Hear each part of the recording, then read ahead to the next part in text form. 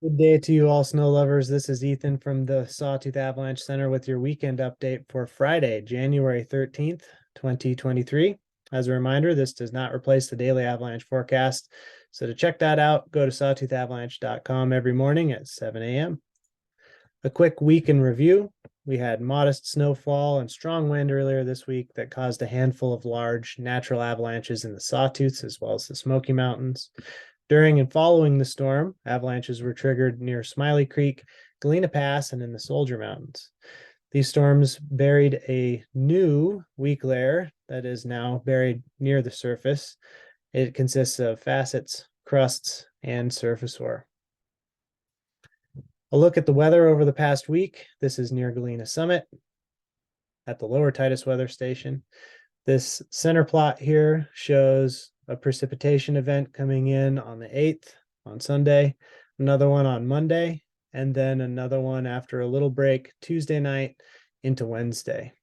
This plot along the bottom here shows the snow depth beginning around 50 inches, dipping down as the snow settles, and then bumping up with each subsequent storm during the week.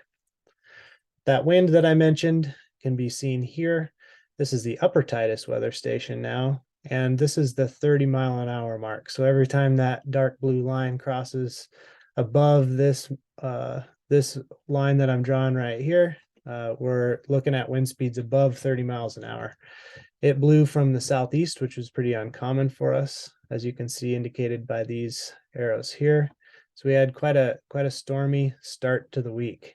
Things mellowed out a little bit until Wednesday morning when the wind shifted to the west, and we had a little mini avalanche cycle actually in the southern portions of the Bigwood and over at the Soldier Mountain foothills. Here's a picture of some of those wind slabs that were formed during that wind shift to the west. This is over in the Soldiers.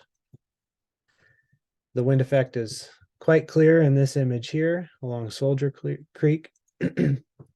And those winds formed some pretty meaty wind slabs, which these snow bikers found as they climbed up this shallow bowl here, got up onto the ridgeline and rode past. As they were passing above this steeper wind-loaded pocket, they were able to remotely trigger and release an avalanche here. As you can see, it's quite thick, 3 feet or so at the deepest portions of the crown, and certainly something you wouldn't want to tangle with down in that terrain. If all we're dealing with, though, were simple wind slabs, our snowpack would be a lot less complex, and that certainly is not the case. If you've been tuning into the forecast this year, you've noticed that we have persistent slab as our primary problem essentially all season long. I was talking to Ben earlier this week, and he mentioned that it seems like the weather only does 2 things around here. It either makes weak layers or buries weak layers. And I thought that was a pretty good way to put it, especially this season.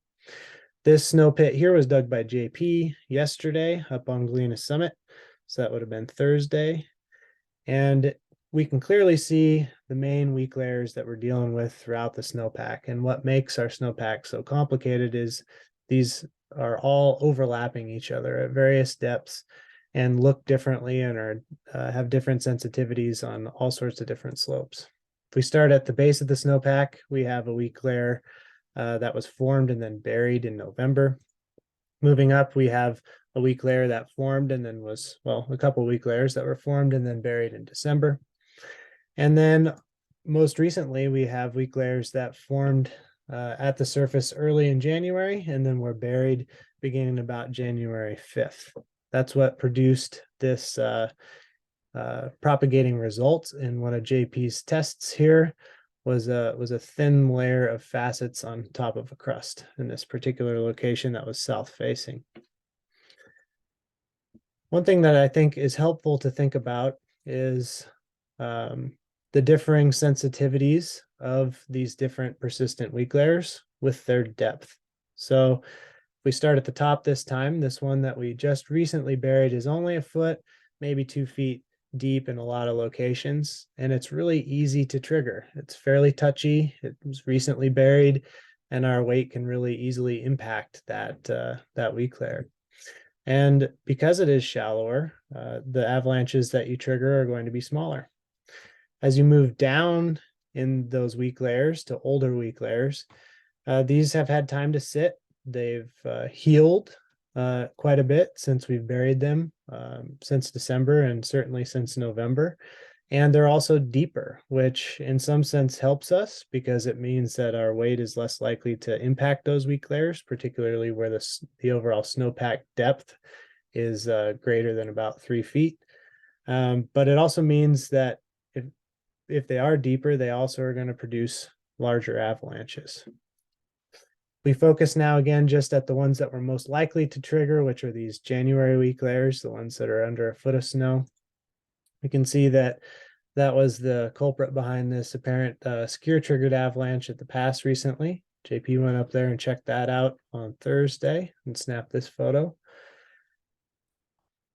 There was a slide adjacent to it that seems likely that was remotely triggered at the same time that the skiers triggered this one on the left-hand side, based on how much snow was on the bed surfaces here. So what's next? We have this near surface weak layer that we have a thin slab on. Well, we have some storms coming this weekend. This is the expected snowfall official forecast from the Boise National Weather Service office. And if you take a close look, Sun Valley is labeled here, Stanley up to the northwest, Fairfield down here to the southwest.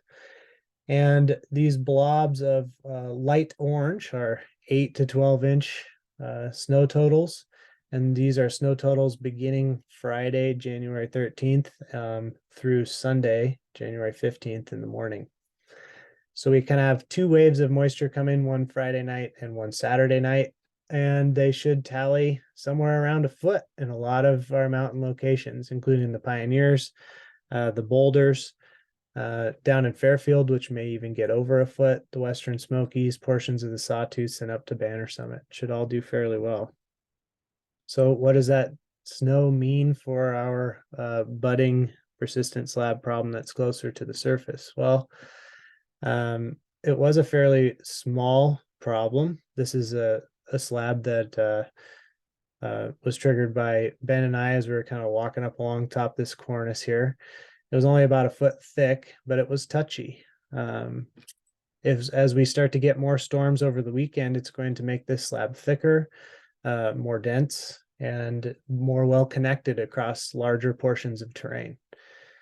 If you take a look at this sled triggered avalanche, which was out in Smiley Creek during the week, one of the hallmarks of a persistent slab avalanche is this wide propagation. So persistent slab avalanches can be triggered from below to the sides or above steep slopes. This particular one was triggered from below, and it spanned multiple little start zones. If that was just a wind slab, it certainly wouldn't be that wide.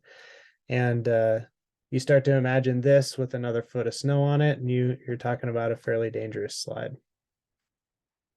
So what do we do with all this? Well, I think it's important just to acknowledge that we have a complicated situation out there. We have overlapping weak layers, multiple of them, as I pointed out, near the base of the snowpack, in the center of the snowpack, and now some that are potentially going to be a problem through the weekend as we get loaded near the top of the snowpack. And really trying to put stability measurement or assessment on any of these slopes is just unreliable given their spatial variability. You can't dig in one spot and decide, oh, this is safe or not safe. Really, you just have to assume that there are weak layers underneath your feet at this point, because there likely are. And keeping track of them is nearly impossible at this point. So what can we do? Well, you can reduce your risk in a few simple ways, and they're all terrain related. So if you have a complicated snowpack, terrain is really the way that you can make sure that you're keeping the odds stacked in your favor. The first thing you can do is avoid steeper slopes, that prime time avalanche terrain above about 35 degrees. The next thing is you can avoid obvious recent wind loading. So keeping away from where the storms this weekend are blowing and loading slopes quicker than others will reduce your odds of triggering a large slide. And if you are dipping into some steeper terrain, do so in places where the odds are stacked in your favor for a lack of terrain traps. If you are skiing a slope that is wide open with no trees, has a smooth run out, your odds of surviving an avalanche are much higher than if you get caught in one that drags you through trees, pulls you over cliffs, or stuffs you into a creek bed.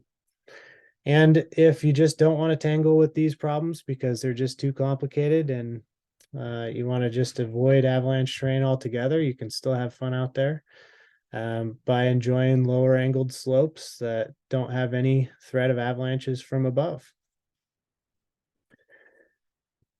So be sure to share what you see out there. It informs other users and improves the quality of our forecasts, and we sure appreciate every observation we get from you guys. And be sure to check the full forecast this weekend before you head out. And as always, thanks for tuning in, and we'll see you in the hills.